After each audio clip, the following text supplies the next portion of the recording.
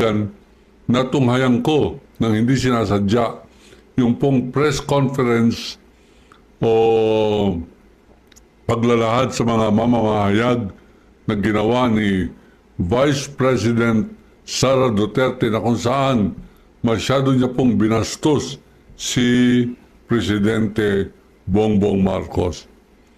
Para po bang naghahasik sila ngayon, gustong kampanyahin ang buong Pilipinas na magalit, masuklam kay BBM ang mga Pilipino. At ito po ang tinatawag po natin sa circle ng mga media man na desperate move o mga pagkilos na desperado na para pong lumulun ng kapighatian at kapahamakan ito mga Duterte. Sa pighati ng kumunoy ng kabulukan ng kanilang pagiging Duterte.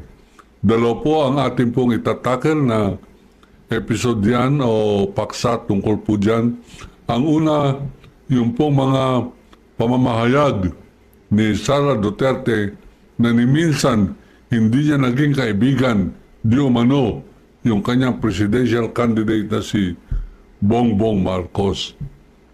At ito naman, siyempre, itong si Bongbong Marcos, mga kaibigan, nagpakita ng kanyang pagkamaginoo, nagpakita na siya edukado, nagpakita na siya disente, galing sa dissenting pamilya, at ito po yung kanyang sinagot. Ang sabi niya, nalulungkot ako at hindi ko alam na hindi niya pala ako kaibigan.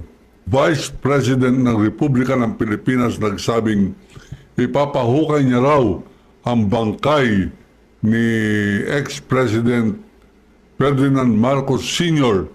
doon po sa libingan ng mga bayani at kanyang kukunin yung bangkay, itatapon sa West Philippine Sea. Masyado pong mabigat na pananalita yan. Talaga naman. Alam po ninyo, bilang isa sa mga naging biktima ng martial law, ako po ay hindi po natutuwa na nung ipuslit ni Duterte ang bangkay ni Marcos sa libingan ng mga bayani. Pero kahit na gano'n po, tinanggap ko na rin. Ang hindi ko po kaya sigurong gawin ay yung pong pananalita na dapat hukayin yan, lalong hindi ko po magagawa ng suggestion ni Vice President Sara Duterte na hukayin niya para itapon sa West Philippine Sea ang labi ng dating Pangulong Ferdinand Marcos. It is max of bad taste. Hindi lang po bad taste yan. Nakakadiri pong pandasa yan. Yung ginawa ni Sara Duterte na yan. Diyan po nakikita ang breeding o kung paano pinalaki, kung anong value, anong kahalagahan ang pinamalas ni Rodrigo Roa Traidor Duterte sa kanyang sarili mga anak. Nawalan po ng breeding, nawalan po yung